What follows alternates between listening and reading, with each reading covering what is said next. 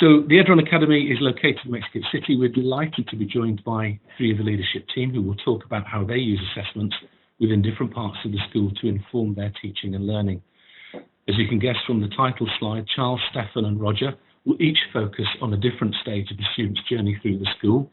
So, gentlemen, if you'd like to get us underway, I'd be very grateful. Thank you, and good morning to everyone from Mexico City.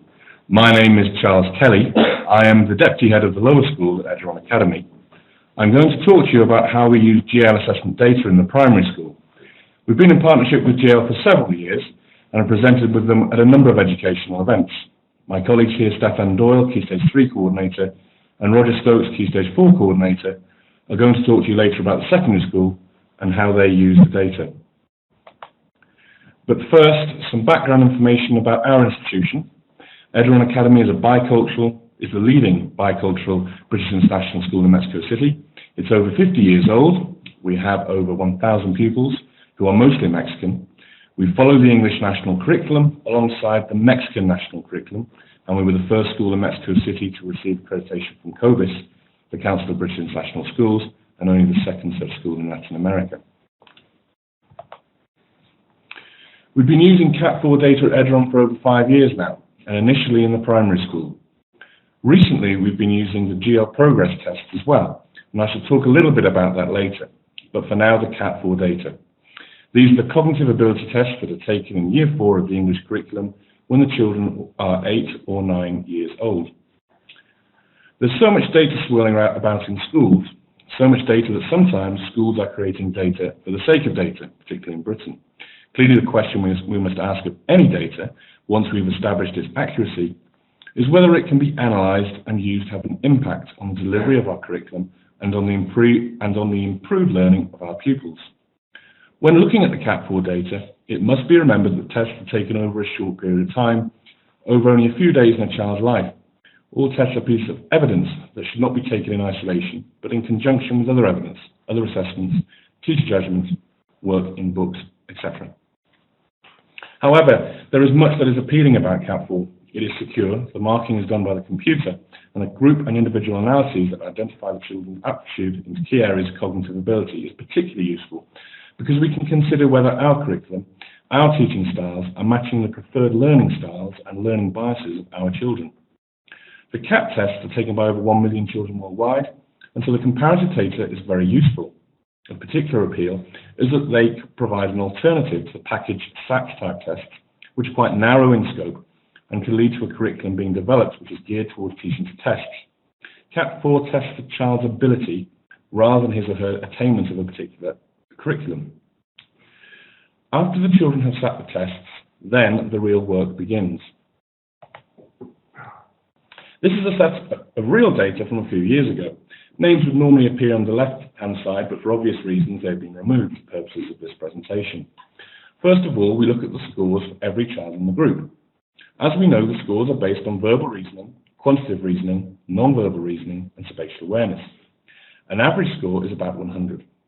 Each row represents the scores of a particular child in the 4 areas. The child is given a rank for each section and a final overall rank. Immediately, we can view figures that might challenge pre-existing views held about children.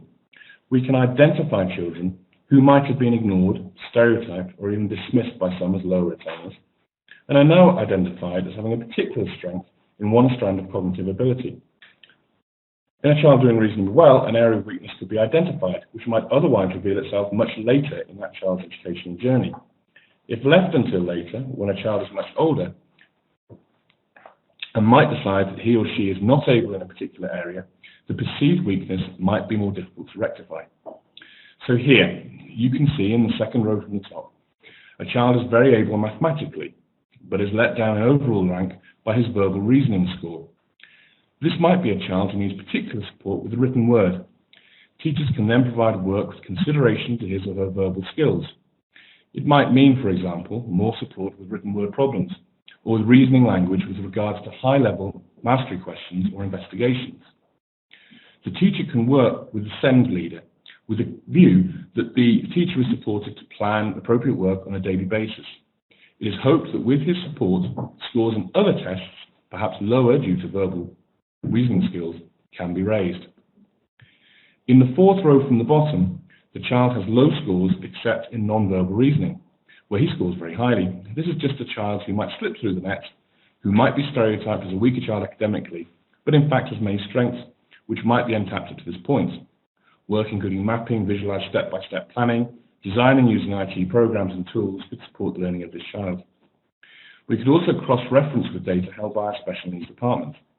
Incidentally, our special needs team use the CAT data very carefully. First of all, they ask whether there are data with children with particularly low scores that need support in any area. This with other data can be used to identify a particular need. Our special needs team also uses this data to identify gifted or more able children.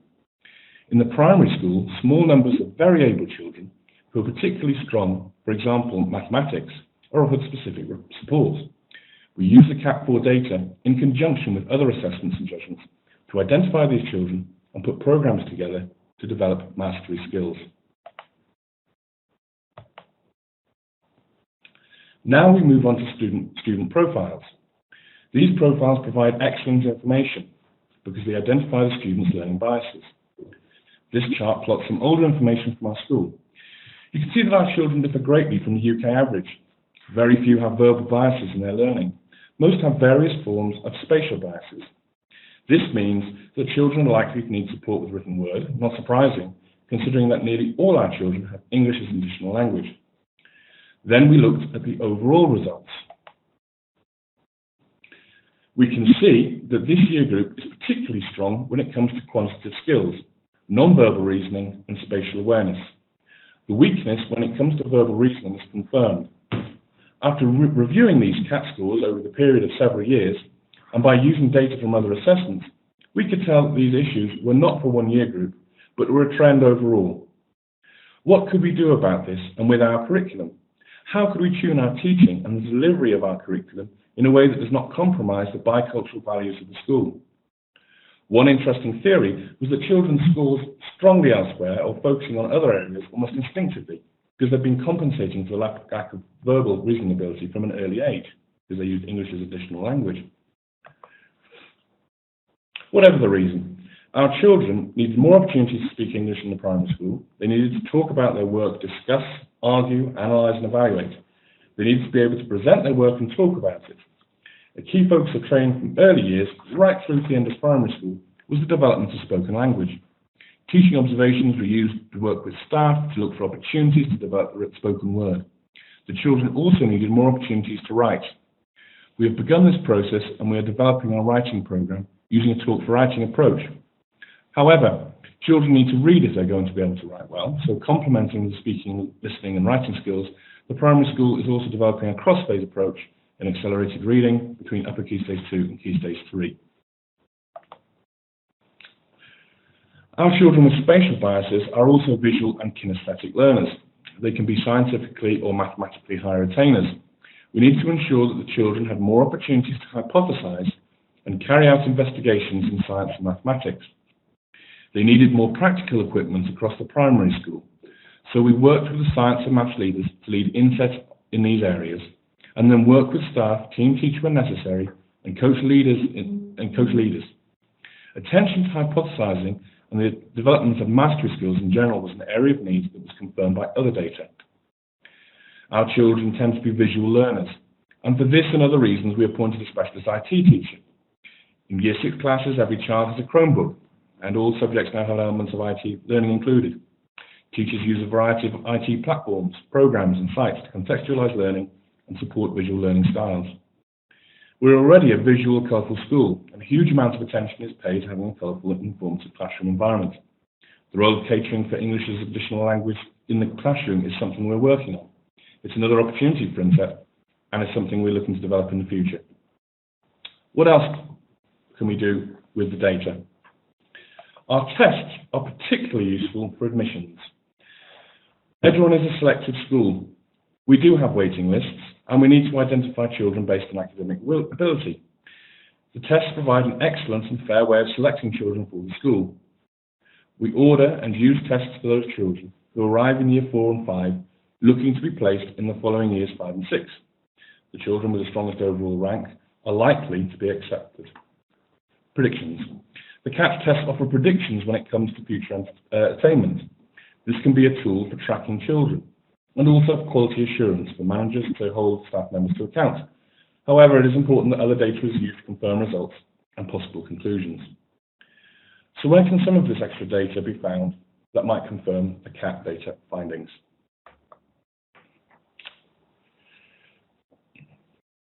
We have begun using the GL progress tests in English and mathematics. These can be taken in digital or paper form.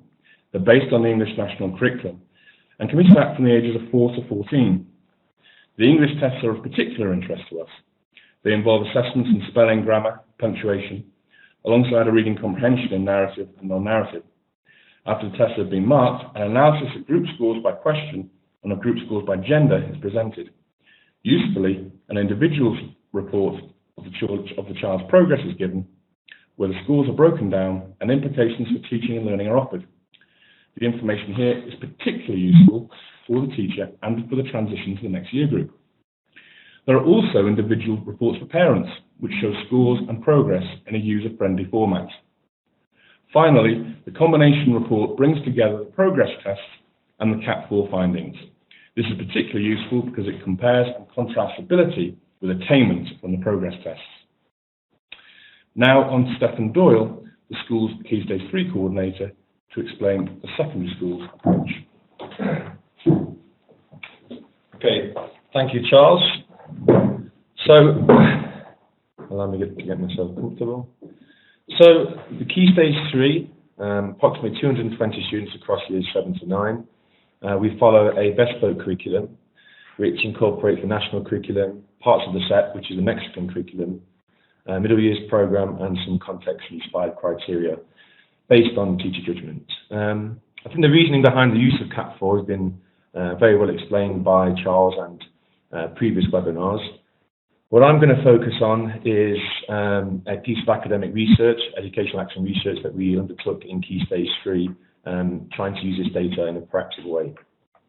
So, first, a little bit of background. Okay. So, as you're aware, the verbal reasoning test measures how students engage with the language medium. The other 3 CAP4 tests are non-language dependent. So you have non-verbal, quantitative, and spatial abilities. In international schools, it's obviously a very interesting and important because students are obviously learning in the second language, and with the majority of instruction being given verbally and children are being asked to express themselves verbally, the difference between these two things is very, very important.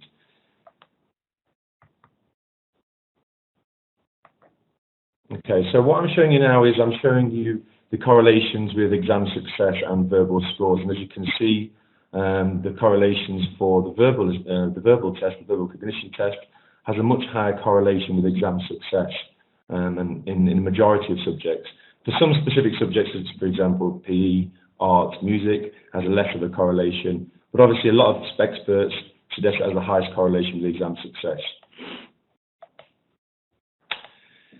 Previous research suggested that poor verbal reasoning could actually be the cause of literacy difficulties. It's been associated with lesser employment opportunities, and also in international schools where children obviously are taught in the second language, there is suggestions that it starts off lower and catches up over time, and this is something that we're going to delve into later on in the talk. So in response to this, what we tried to do, or what we did in Key Stage 3, is I think the bottom part of this is actually missing. We actually tried to develop an effective method to respond to assessed weaknesses in verbal ability. So if we follow the last piece of research by Primrose, which suggests there's a lag in verbal abilities, but this catches over time, what we tried to do is develop an intervention that would focus on this lag and obviously bring students up to speed quicker. So in terms of the academic research we undertook, first of all, how were students identified for this? So first of all, those of you who have watched webinars in the past, you may be familiar with the work of Matthew Savage. So first of all, he coined the phrase verbal deficit, which was the difference between verbal ability and non-verbal ability in terms of identifying weaknesses within students. What we tried to do here is we incorporated all three non-language dependent CAT scores. So that was the non-verbal, spatial, and quantitative. We averaged those out and minus the verbal reasoning score to give us a verbal deficit, so the difference between their verbal score and their non-language dependent abilities. Using the research from GL assessment, those students who had a verbal deficit greater than 10 were selected for the program, and only those students who actually had a verbal reasoning score below 88, which is based on the Stanine, which is below average, were actually selected. Obviously, in terms of those students who met the criteria quantitatively, we also did send evaluations and classroom teacher confirmations from staff to ensure that these students would be or would find this program beneficial and were suitable for it. Finally, it's missing from the bottom of this slide. Students who were based in the ASN department or the SEN department were not eligible for this because they were following a totally different program. So in terms of looking at the data, so giving this a real-life twist, as you can see, the students who are highlighted in red have low verbal scores. The verbal deficit, the complete verbal deficit, is shown in the second column from the right. And as you can see, there's a huge deficit with some of those students. Student A and student F were selected for the program because they had a verbal deficit greater than 10, and they also had a verbal score less than 88. And so there's some students here you can see who have high verbal deficits, for example, student C, but because their verbal score is not considered below average, they weren't considered for the program.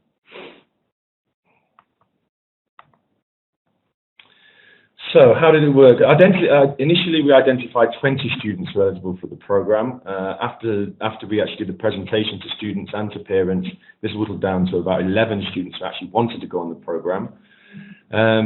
They were randomly assigned to either an intervention group or a control group for 6 months. The intervention comprised of one 45-minute lesson of verbal reason activities per week, and I'm going to explain a little bit about what they were in a second. These were run totally by the ASN department, the SEN department, and they were conducted in small groups of no more than 5. After 6 months intervention, we retested all 4 CAT4 scores and looked at the verbal deficit and the verbal cognition test and see if there are any changes. And in addition to the quantitative data, we also conducted qualitative interviews before and after the intervention, and I'm going to move on to that in a second to show how important that actually was.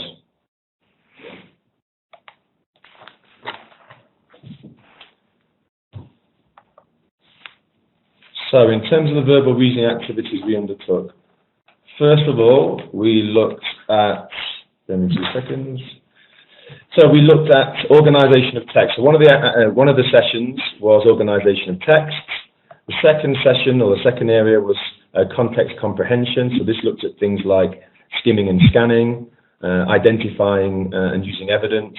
There were some sessions on vocabulary work as well. Retrieval, so not just remembering information, but asking questions and enabling memory through the work of looking at text. And finally, inference, so using connectives, trying to find the main idea of a piece of text, cause and effect, and compare and contrast work. So 20 sessions that involved different things run by the school's SEN department. So the results. So those of you who are well into your science and in terms of the mathematics and statistics, as you can see, we have the controlled and experimental group.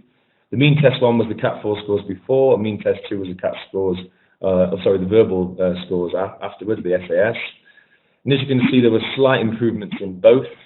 If you look at the p-value for the control group, slightly less than the experimental group, but neither of those changes, the changes in the mean of the verbal SAS score, neither of those were significant in terms of the results. And in terms of the difference between the 2 groups, you can see the p-value at the bottom, which suggests there's no high statistical significance between the 2 groups. Part of the reason for this, I'm going to talk about the results in a second, but we had very, very small sample sizes. In the end, we ended up with 9 in our group, and I'll explain a little bit about that in a second. So we found no statistical significance in terms of the quantitative data between the 2 groups. So let me just show you this as well. So this is some of the data you can see maybe in terms of this, the first column is probably the most important because this looks at the verbal SAS score. So candidate 2, as you can see here, candidate 1 and 2 were the only 2 candidates that actually went down in their verbal SAS, which is quite interesting after a 6-month period. Only candidate 2 went down in terms of statistically significant, but there are other qualitative observations that are involved in that. For example, candidate 2 left the school after the test took place. Everybody else improved slightly, but again, no statistical significance. I don't know if you can see my cursor here, but you can see that candidate 6 and 7 both improved by a statistically significant amount. 23 is massive, and obviously if you go to the column at the end, you can see the verbal deficit changed quite highly from 38 to 9, so that's a huge change. But I'm not going to spend too much time analysing the results for you now. As you can see, it's very, very complicated, and it's much more complex than just looking at verbal scores. For example, some verbal scores went up huge, 10 and 23, but that was associated with other changes in quantitative and non-verbal CAT4 scores.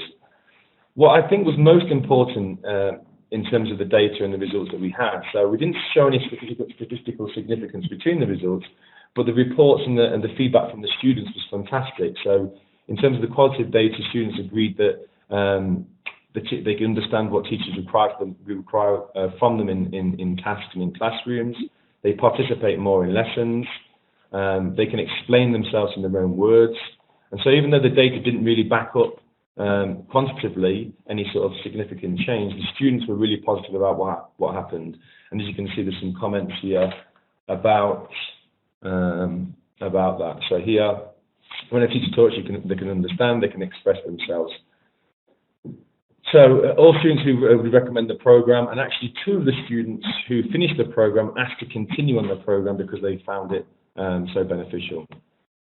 So in reflection to this, in terms of the study that we undertook, verbal skills related to inference require more time. This is one of the key things from the SEN department. They suggested that students needed more time to put the skills and the strategies they were practicing in practice, and because they were learning things in actual intervention in the classroom for 45 minutes a week, they needed the opportunity within classrooms to be able to put those strategies into practice, and that was one of the things that we couldn't control, and ideally we need more time to do that, more than 6 months. Timetables affected the regularity of programming, so students had different commitments and couldn't go.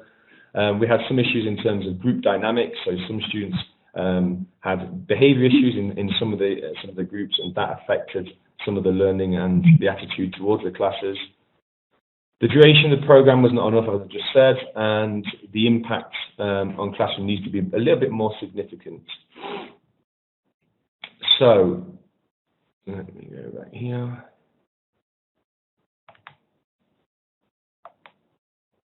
Sorry, I'm just going to go backwards.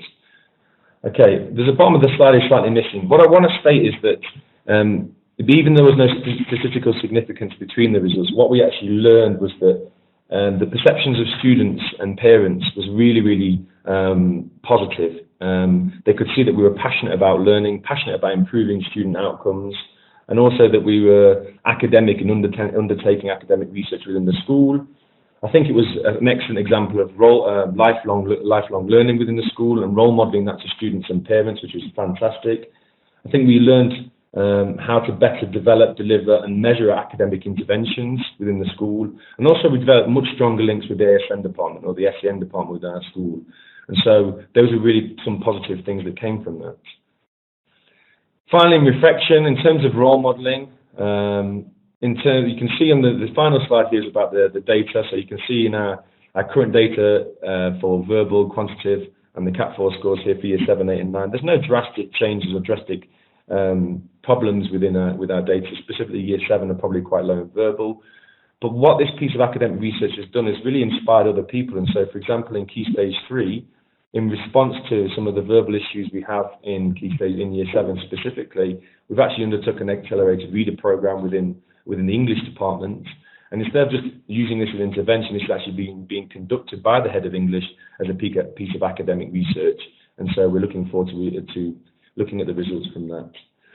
So the Accelerated Reader Programme was one example of an intervention that we've used. I'm going to pass over now to Roger Stokes, who's the Key Stage 4 coordinator, and he's going to mention other interventions that are prevalent within Key Stage 4.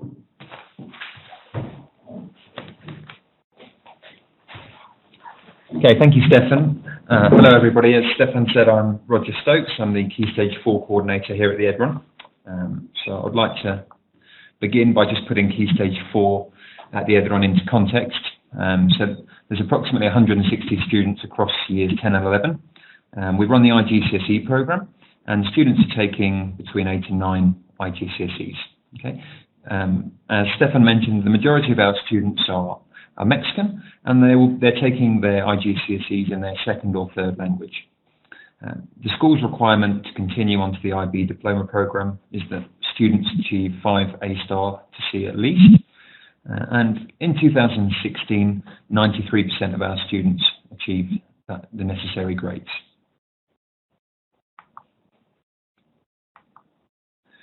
So I'd like to talk first about why we're using the GL assessment data. The objective for us is to identify as early as possible student potential and to make sure that we differentiate our approach to meet the needs of the individual students. So I'm going to talk about the following things. First of all, how we use the CAT data to set targets for our students, how we use CAT data to improve teaching and learning, so how do we differentiate our classes to best help the students. Third, how do we use the CAT and PASS test results to develop early intervention strategies, and how do we track and communicate student progress. So the first use of the CAT data is at the very start of year 10. All students sit the CAT test within the first few weeks. Based upon the CAT test data, we're able to set target grades for each student in each subject. These target grades are agreed with the students. So this slide shows the format of the report we receive. This is one part of it. So you can see across the various subjects, it gives a most likely grade the student will achieve, and it also gives us a if pushed grade. So when we're setting our target grades for each student, we're using this CAT data. We're also using the data from Key Stage 3, and we're using teacher judgment, and probably most importantly, so that the students have ownership of their target, we're having a conversation with the students to agree upon a sensible target for them. So it's a combination of all these things which allow us to set a meaningful target for our students. Another part of the report that we receive after they've done the CAT test gives us information about their cognitive ability. It gives them a score, but it also tells us whether they have a verbal to spatial bias. So the image on the right-hand side shows that in the top left-hand corner, students who have a verbal bias will be more towards the top left, whereas students with a more spatial bias are more towards the top right. And you can see by the different coloured dots that it's done by gender as well. Okay, and as Charles and Stefan have already mentioned, students in our school tend to have a more spatial bias.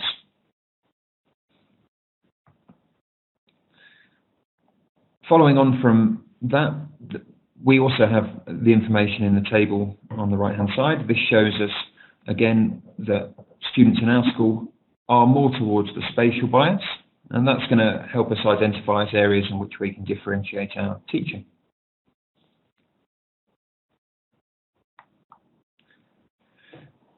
Okay, so in terms of differentiation, we need to make sure that our lessons are differentiated in such a way to get the best out of our students. Now, our students have a more spatial bias. This could be due to the fact that they're learning in their second or third language, and therefore it's important that we introduce activities which allow them to improve their verbal reasoning skills, as the majority of their final exams will be in English. The table on the right-hand side is an excerpt from the report, and this gives some possible strategies you can use to help students in a particular area.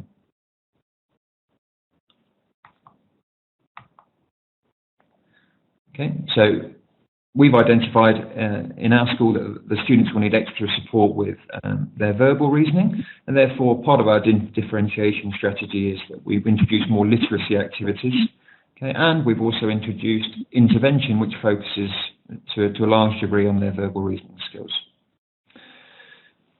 So I'm going to talk now about the intervention. The part of the CAT test results also gives us some very useful information in terms of the probability of the students achieving 5A star to C. This allows us to identify very early students who are in danger of not meeting the requirements to continue onto the IB diploma programme. Once we've identified those students who are at risk of not achieving the grades required, we then ask those students to sit the PASS test. Now, the PASS test analyses the 9 different areas on the right-hand side and helps us identify any potential barriers to learning. So, what do we do with this information? Once we have the information from the CAT test and the PASS test, we will meet with parents to discuss those results and what available support there is in the school. We will also offer weekly differentiated workshops as part of our intervention programme for those students, and those differentiated workshops are based on the needs of the students, which are identified in the PASS test and also their SEN data. As the majority of our students have a spatial bias, as I mentioned earlier, a major part of our intervention programme is focusing on their verbal reasoning skills. To do that, we're working with the Accelerated Reader Programme. Okay, so we identify from their CAT test those who have the lowest verbal reasoning scores, and then we put them on the Accelerated Reader Programme. Now, as well as setting up target data, it's really important that we are tracking their progress, but also students need to be aware of their progress as well. So, the example on the right-hand side shows a tracking sheet. This is one example of several we use, but a student will be recording their data in the front of their notebook as they go along. The benefit of doing it this way is that not only do the students have instant access to their previous assessment grades, they can see how they're progressing towards their target grade, and it's also a very easy way in which parents can view their students' current progress.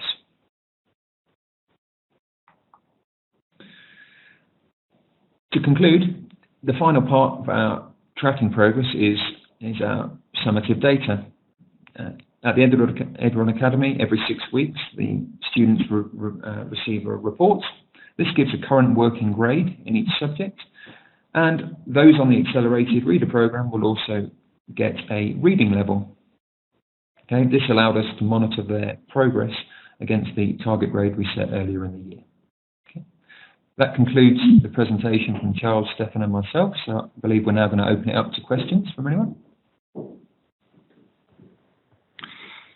Gentlemen, thank you very much.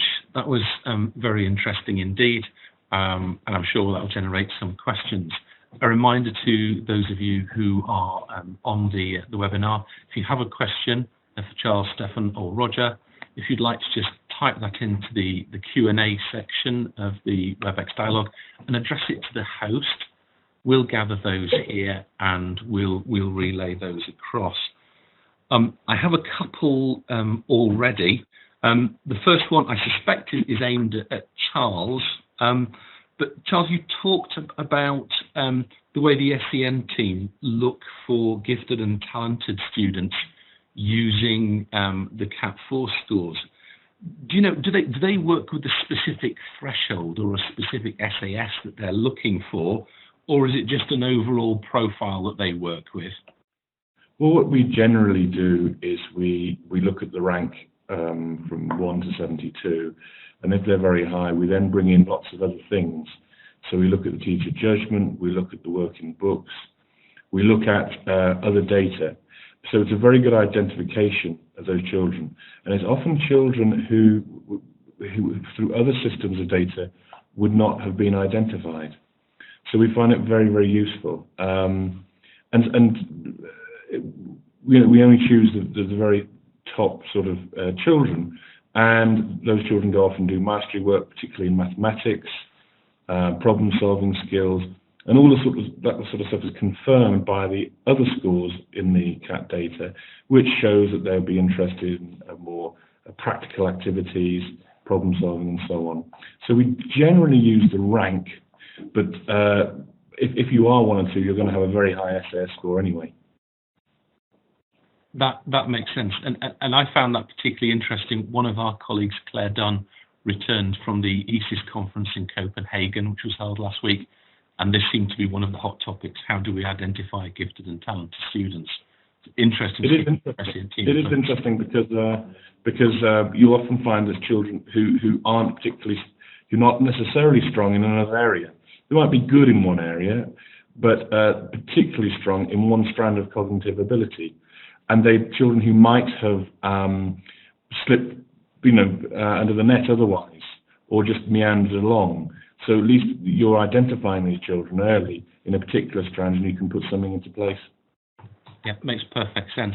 The next question we received was aimed at Stefan, talking about the research. I think one was, what was your initial driver to carry out that research? And having done it, what are your next steps? Do you intend to repeat that, or are you going to develop it further? The initial driver was actually part of my master's, so I'm studying a master's, and so this is a piece of academic research I did for research methods as part of one of the units. So it's taken about a year now, and so we've just come to the conclusion of that. We just sent the reports out to parents, and so at the moment we're evaluating, both myself and the school and the ASN department, exactly what I'm going to do in terms of moving forward. I think what we'd like to do is actually work within doing something across the whole of the school, so something that has a larger impact on classroom practice. So rather than just identifying specific students, because we know there's a lag in verbal skills from year 7 and moving through the school, maybe doing something that has a greater impact on classroom practice with more teachers, rather than just identifying specific things. But that's going to take a lot of work, obviously, in terms of CPD with the ASN department and with the specific teachers, making sure they feel empowered to be able to put these workshops, such as inference workshops, into practice within their classrooms. Yeah, that makes sense. The next one we've got is for Roger. It looks like a round-robin session at the moment. Roger, question here, do you use the student growth model to predict or explain students' assessment scores in the future based on past assessment scores? Do we use what, sorry? A student growth model. That's something we're working on. One of the things we're working on at the moment is making sure that the transition between each key stage is more fluid. So what we're trying to do, Stefan in Key Stage 3 has now changed the way in which students are assessed, so that it's now a lettered system rather than a numbered system. So we're going to be looking now at making sure that we can identify much earlier, i.e. at the end of Key Stage 3, those students who are high ability or low ability. So that's what we're doing at the moment. We're trying to look at Key Stage 3 data and identify who needs the intervention much earlier. That's something we're looking at in the future. Okay, thank you. A more practical one, you might say this time round, is how many computers do you use to carry out a full battery of Cat4 tests for 1 year group? I guess that is, do you have to do them in small batches, or do you sit everybody down together? How do you manage those practicalities? Yeah, we don't have 85 computers all in one place, so we do sit it and we break them down into class sets. About 25 will sit it at a time. And then what we're doing at the moment is, for the PASS test, we're currently running it for those who are on the intervention program. Next year we'll look to introduce that across the whole generation as well. So again, that'll be something we'll have to look at logistically, but we do it in chunks of about 25 students. And again, we talked about the PASS test. I think that's Roger. Question here is, given that English for most of your students would be maybe the second or third language, do you feel it affected the data that you got from the PASS test? We're still waiting for the data to come back. I'm sure it's going to have an effect on on all the data we received, and we have to bear that in mind. It's definitely going to have an effect. But that's part of the reason why we have the accelerated reader program. It's not something we're going to change overnight, and we have to accept that any data we get, including the CAT data or the PASS data, is affected by the fact that they're doing it in a second or third language. What we can do, however, is make sure we're intervening early with the accelerated reader program to try and negate that disadvantage that they have. Okay, thank you. And then I think the next one, probably for all of you, I guess, is the topic of admissions. And somebody saying that they'd had discussions in their school about how much weighting they should give to the CAT4 scores when assessing students for admission, and how much weighting for the CAT4 versus what the teachers thought at interview and so on. How do you manage that balance? It's very difficult for the children, obviously, when they're coming in at a young age and they come straight in and they sit exams. But we do other things. They come and sit with their peers, they do lessons, they sit in the lesson with the teachers, we see them on the playground. So the data is very important at the primary school level. However, it's taken in conjunction with other things, and we do realise that children can be very nervous when they come in. We found regarding the mathematics, for example, even though the children have or speak with English as additional language, they can still cope with the math test very well. So that's a very good indication. We're aware that obviously the children tend to come out at our school because they speak English as a second language with relatively poor verbal reasoning skills. But because the vast majority are Mexican, that's the same for nearly all the children. So it's a very important tool. It's a tool among other tools that we use. Just to add to that, as Charles was saying, the CAT data is one piece of data we use for admissions, but we try and get as much information as possible to be fair to the students. So that does include seeing them in classes, but they would also do a piece of written work, which is again allow us to analyse their kind of current academic level as well. Yeah, that all makes perfect sense to me. I think realistically that's all we have time for this morning. Charles, Stefan, Roger, thank you very much indeed. I found that very interesting. We've had a very engaged debate afterwards. My colleague Kaya here has been tweeting away and getting lots of stuff back. So I think it's been an overall very engaging session. For everybody who is listening in, thank you very much for your time as well and for joining us. I hope you found it as interesting as we did. And obviously we'll be circulating the recording in the next 48 hours or so. Thank you very much to everybody. Cheerio.